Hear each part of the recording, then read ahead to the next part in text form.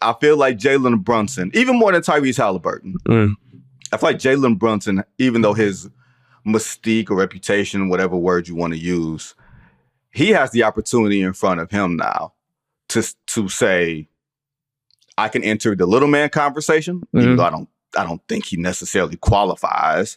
I can enter into the New York Knicks great conversation of the Willis Reeds and the Patrick Ewings and the guys like that. Like the New York Knicks have not won a championship since the ABA-NBA merger, which is pretty much the birth of the modern NBA. So don't let the Knicks fans in your life treat you as if they have been here their whole life. They have not. That's why, the whole saying, act like you've been somewhere before. Yeah. They act like they ain't never been nowhere because their asses ain't never been nowhere. That's the Knicks. But I think for Jalen Brunson, he has this great opportunity in front of him if the Knicks are to get past the Pacers. I just don't know that I can bank on the Knicks to get past the Pacers because I feel like the Pacers just play a style that might be too fast for the Knicks. 7 games, buddy. This one's going 7. Like this feels like a 7-game nail-biting series because the Knicks, y'all are celebrating. I'm happy for y'all. This Pacers team, like you said, is no joke, and they will try to do exactly what they did last year. They're going to try to wear this Knicks team down. They're going to run up and down the court, and they're going to put you in a full court press, which is something that the Knicks are going to have to break because that full court press that the Pacers do, they utilize it more than a lot of other teams in the league.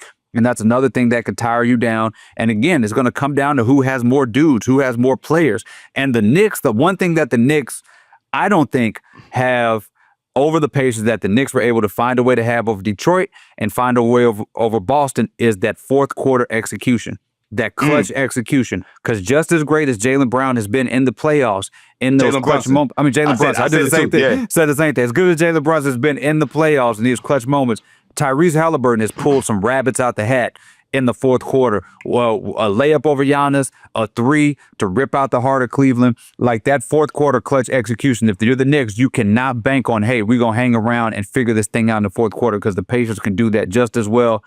I mean, OG, they're going to be able to, they're going to have to defend Haliburton and hope that you get some of that inconsistency that you've seen with him some of this playoffs. For me, I do not see how this game goes, how this series goes less than 7. It is a toss-up series for me. It could go either way. I'm not even making a pick on this one. It is going 7. Look, it is one of those things, y'all, where our basketball minds will tell you one thing. Our real estate minds will tell you something else. As if, where do you want to hang out for 7 days at a time, 5 to 6 days, depending on, do you want to hang out in New York City in June? Or do you want to hang out in Indiana? It's unfortunate where we want to hang out at, and a lot of times that influences how we analyze these basketball series. But I will tell you this. Miles Turner, that dude is a problem. He is the epitome for people who don't understand what today's game is. If you're big, he is the epitome of everything that you want your big man to do. You want your big man to be able to defend in space. Check. You want to be able to defend at the rim. Check. You want to be able to shoot the 3. Check. And you want him to be able to finish at the rim and put the ball on the floor. He can do all of those things equally adept. And that is a problem that the Knicks, I don't know that they have the matchup for him. You can put Mitchell Robinson out there. That's cool. But he may have Karl Towns for lunch. Yeah. That's the thing. Karl-Anthony Towns has got to win that matchup.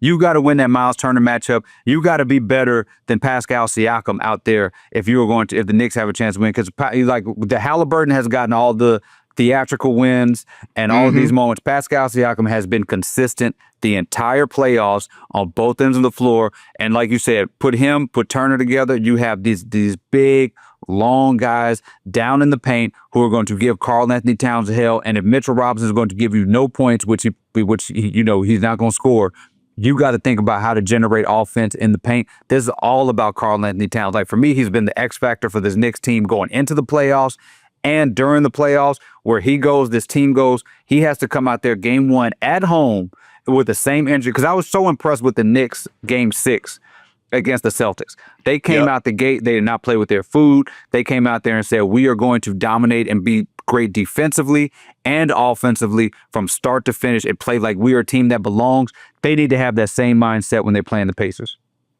I want the the celebration for the Knicks was so cathartic, right? Yeah. Like the fans, the players, the energy, all that. Sometimes there's a natural letdown. You beat the Celtics. That was the team that you were built to beat. That's the reason you got Karl Towns, because you want to stretch the floor with them. That's the reason you got Mikal Bridges and traded all those first-round picks from him, because you needed someone to be able to guard Tatum and Brown and not just have OG Anunoby being able to switch over to both so that Jalen Brunson could be Jalen Brunson in fourth quarters. That team was built to beat the Celtics. Yeah. I don't know if you're built to beat the Pacers and Pascal Siakam. And these dudes are tough. Like, people who don't pay attention to the Pacers, I get it. All this other stuff. That team is tough. And Tyrese Haliburton, I get the front-running allegations. Totally get the front-running allegations. The overrated stuff, I think the overrated stuff is overplayed. Yeah. Right? Overrated just means, man, I don't like you for busting my ass. Right. Yeah. Pretty much. Yeah. And I don't really like your attitude. That don't mean I don't think you can play. That means, man, I don't even think he really that good, man. He just be out there talking. We've seen this our whole lives, y'all. We don't have to make too much of it. But the Brunson-Haliburton matchup, to me, is going to be, even if they're not guarding each other per se, but whoever can enforce their will and pace. Tyrese likes to get up and down. Yeah. Brunson likes to dribble the air out of the ball and take a shot with 5 seconds left on the shot clock. Like that sort of style of play. Whoever can enforce the will on pace, I think that gives them the upper hand on this series. Yeah, I'm with you. The pace is a huge part of this thing. It's about moving up. Because the thing about the Pacers is that when they move the ball from one side of the court to the other, they're pretty much unstoppable offensively. And the Knicks have not faced a team that moves the ball from one side of the court to the other yet in these playoffs in the same way the Pacers have, because hardly nobody does in the same way the Pacers have. So the Knicks, as great as their defense has been or was in Game 6, they have to step it up even another level. The communication has to be there. Mitchell Robinson has to be flying up and down the court and be his most versatile version of himself defensively.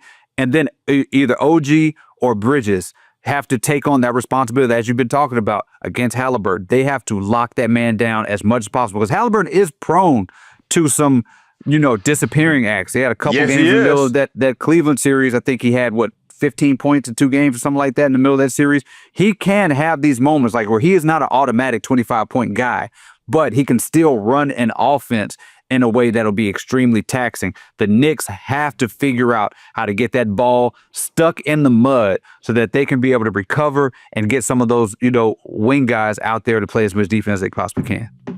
Yeah, I'm very fascinated at how Jalen Brunson plays this series. Like, this may not be a series for you to have to score 30. Yeah. But I think that the temptation is going to be to fight that type of fire with fire, which is a natural sort of inclination.